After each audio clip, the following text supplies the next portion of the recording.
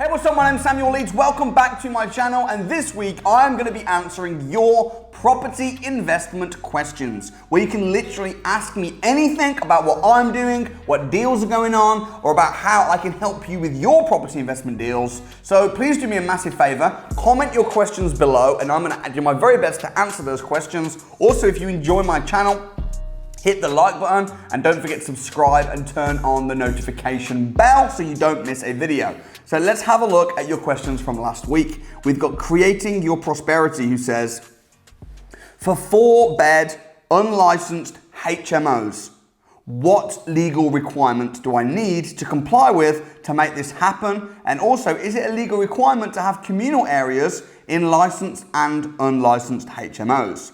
The answer to your question is very simple. If you have rooms where they are less than 100 square feet, the bedrooms, you need a communal area. If the bedrooms are 100 square feet or more, you do not need a communal bedroom. In terms of licensed and unlicensed HMOs, if it's licensed, you need to follow the guidelines of that particular council to make sure that it is compliant. Namely, things like fire doors, smoke alarms, escape windows, and there'll be a list of things that you need to have your property up to a certain standard if it's licensed. If the property is less than 5 people living there, it will unlikely need to be licensed. So you don't need to have a compliant HMO per se. However, the way that I advise and teach and train people is if it's licensed or if it's not licensed, have it to the standard whereby it would get a license if needed, because you don't know if they're going to change the rules, and on top of that, you want it to be a very safe, good HMO property. So regardless of whether you need a license or not, have the standard as though you were going to have a license. Hope that helps. Abd Ul says, hi Samuel, what are the reasons for deals not going through in property deal sourcing?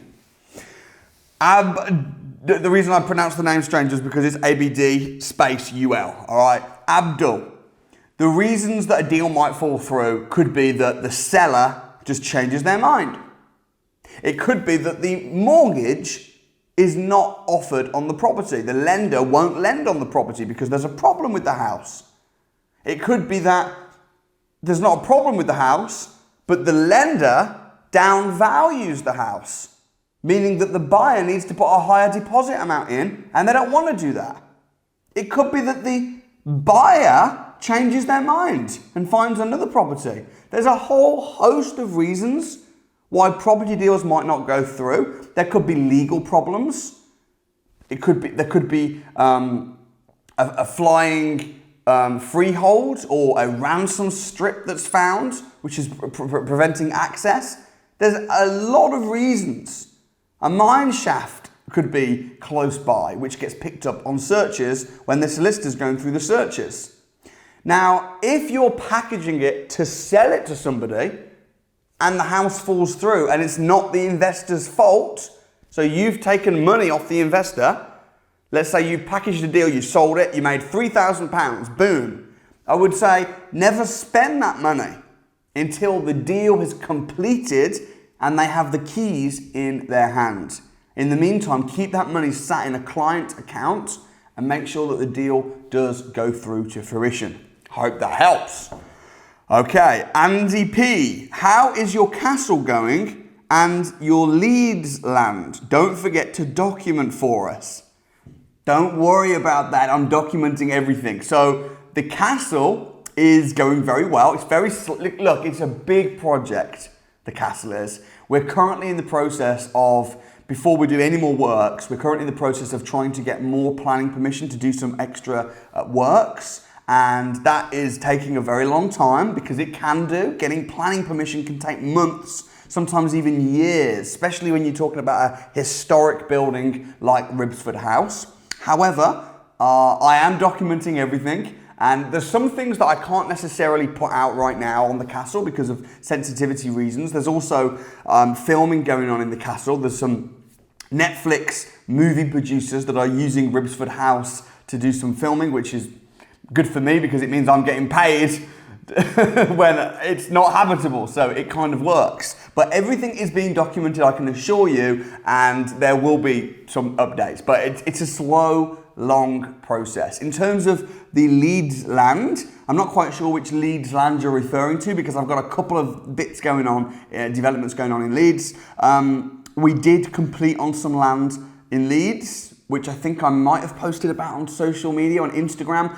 There is going to be a video coming very, very soon with a full update on that and our plans to build and what it is that we're doing. But that's all completed. And again, I'm documenting everything. It's sometimes I have to be careful on the timing because I've got planning consultants, I've got Ben, my business partner, and sometimes doesn't make sense to put things out on YouTube, especially if we're dealing with sites that we haven't quite bought yet, or if we haven't got planning permission yet. So I sometimes just need to be a little bit careful, but I am documenting everything, and everything will always come out at its right course on those particular deals in question. So hope that helps, and thank you for your question. Marcos Jalle. Do you think the Financial Freedom Challenge would be possible in Spain or better in the UK? Marcos, I reckon it would work pretty much anywhere, unless you're working in a country where it's illegal to make money in property. Like if you're in a communist country, maybe it would be difficult, but I don't really think many countries are communist actually, but technically there isn't a communist country in the world right now, technically. So would it work in Spain? Sure. I've got students in Spain that are killing it. I've actually got a friend who is making such good money in Spain in property. I'm tempted to go out myself and join in Italy. I think the strategies that I teach work pretty much worldwide. You just need to sometimes apply them to your country. The rules might be slightly different, but yeah, I think the Financial Freedom Challenge would blow in Spain. So you should go do it. Don't wait for me to come and move into your house. Just go do it. Okay, Haider Baker. Question, do I really need a solicitor for the services I'm providing with rent-to-rent deal packaging, rent-to-rent deals and property deals? And if I do use a solicitor to up contracts, can I reuse those contracts? So Haider, yes, you can reuse those contracts. If you get a solicitor to draw up a deal, your terms and conditions with deal packaging, and all the different contracts, your non-disclosure agreements, heads of terms, if you get everything drawn up by a solicitor, you can reuse that contract again and again and again, which is great news. Same with rent to rent. You can reuse the contract. You just need to tweak it a little bit. If you're putting a lot of money into a deal, or for example, if you've got a lease option agreement where you've got a stake in that property, you want to get a solicitor to come on board and represent the seller. You don't want to use a template agreement, because if the other party in the deal tried to break the contract and it went to court, you got so much to lose in a lease option agreement, you want a solicitor to represent the seller.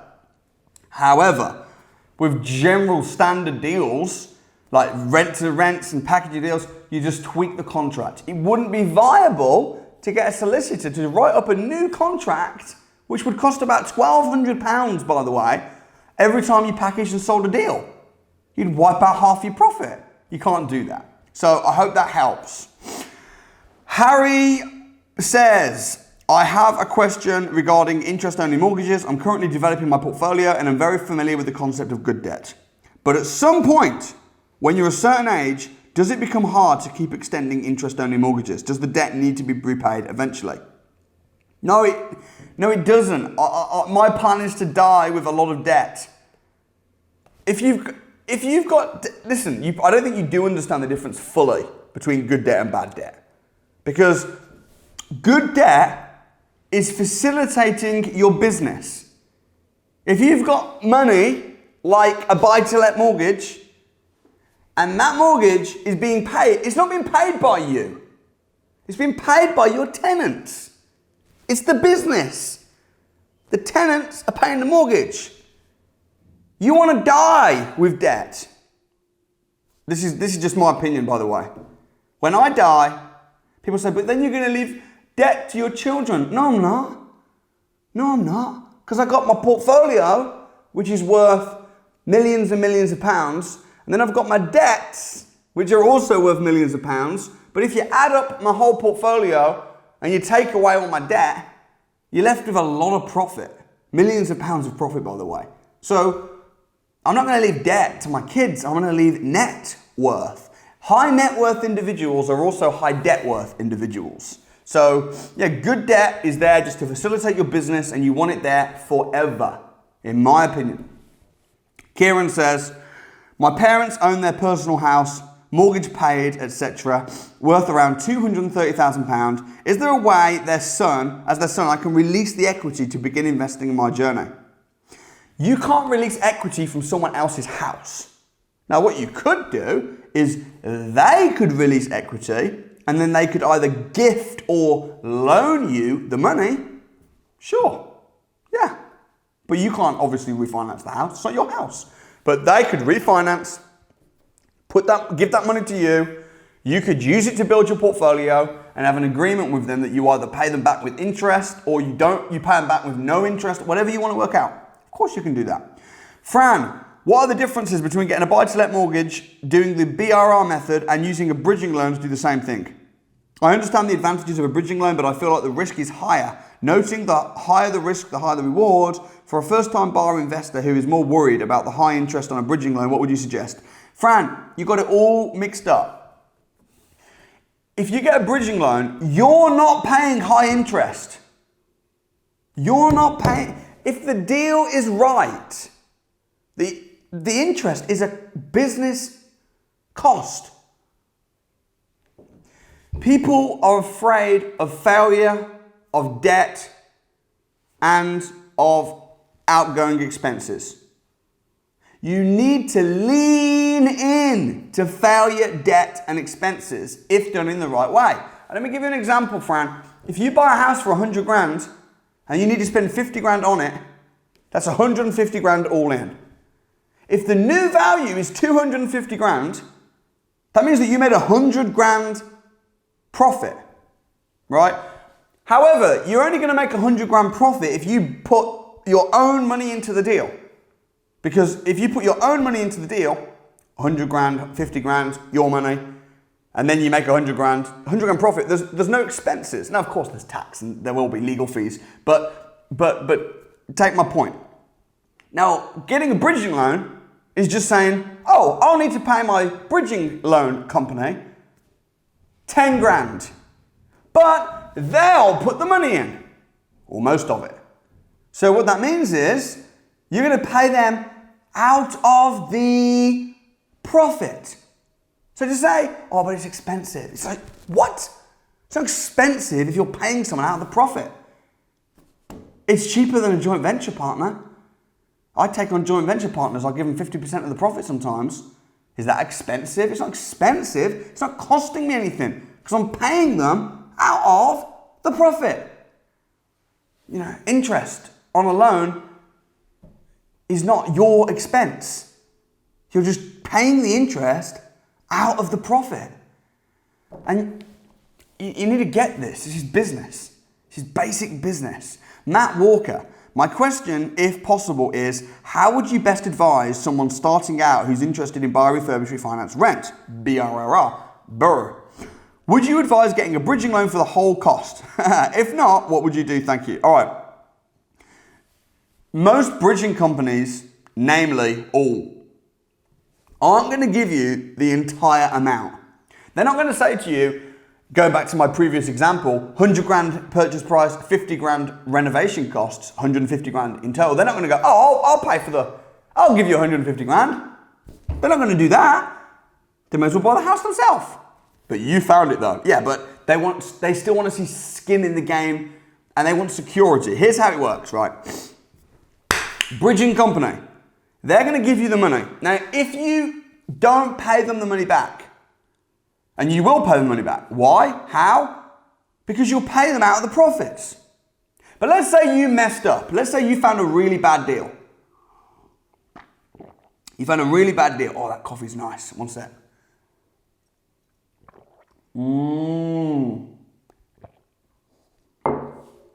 New coffee machine. Let's say that you messed up. Let's say you found a really bad deal. okay? And you thought that it was going to be worth 250. You need 100 and then 50 grand on the renovation, and you think it's going to be worth 250. But actually, you've messed up, and it's not. And you've bought it for 100, and you spent 50, but actually now it's only worth 150. Okay? Messed up. Let's say a bridging company puts in all the money, and then you go, oh man, I'm sorry, bridging company. I bought it for 100, I spent 50 on it, but it's only worth 150. I can't pay you back. And they go, what? You need to pay me. And you just, for whatever reason, refuse to pay them back. Okay?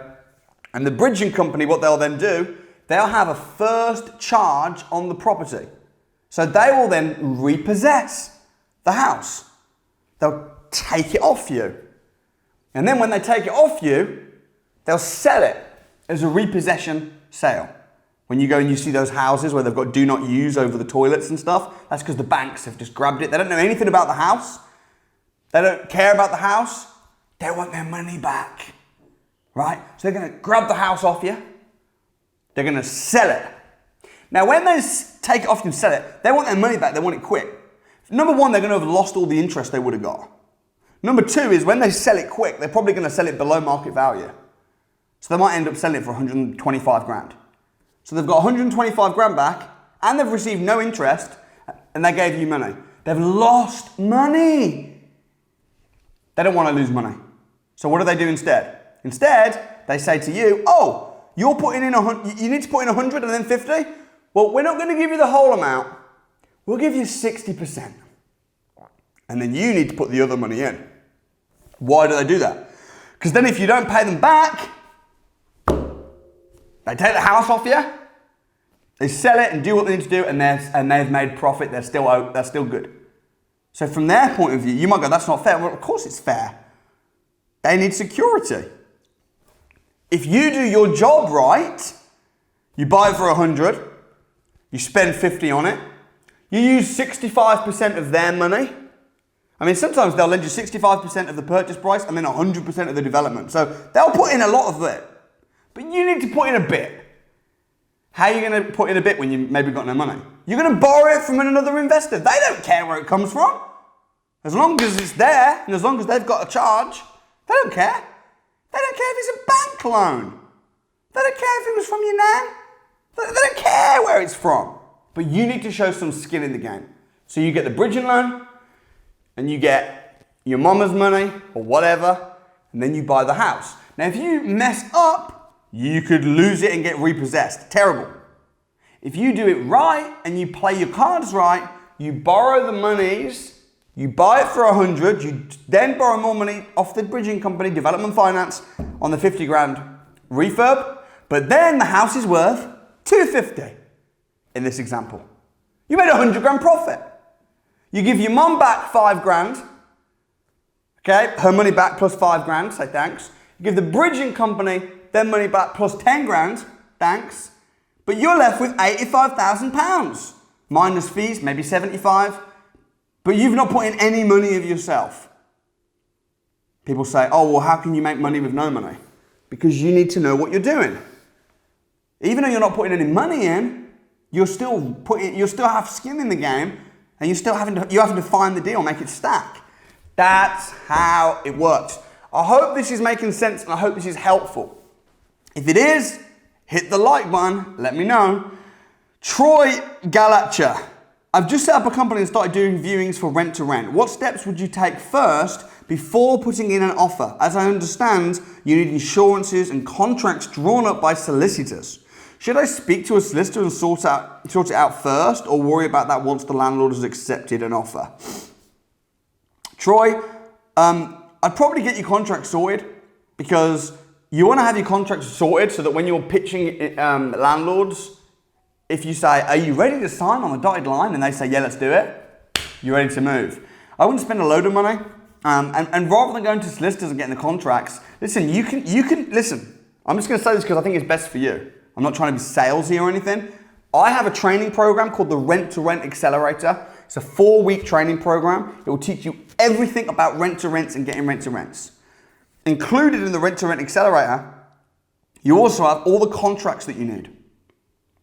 The rent-to-rent accelerator with all the contracts, you can get it right now. By the way, this is at time I'm speaking. This might not be the case in like a month or 2 months time, but right now, you can get all that training and all those contracts for £495.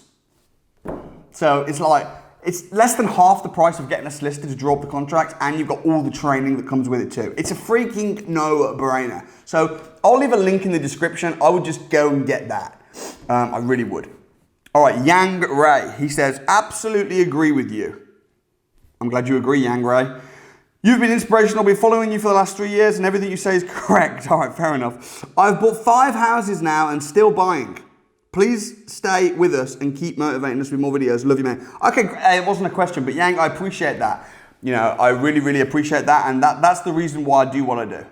You know, so any questions at all you have, listen, you can go and do further training. I'd love you to. I'd love to see you on the Rent to Rent Accelerator, 4-week training program with all the contracts. Get booked on it. I'll leave a link in the description. I do a lot of free training. I do a lot of free webinars. I do these YouTube videos. Every single day I do a YouTube video. Why? Because I've made a lot of money in property, and now I feel like it's my duty and my obligation to openly share with other people. So sure, some of the training is, there's an investment for it. A lot of it is free. I hope you benefit. Comment your questions below, and I look forward to seeing you guys next time.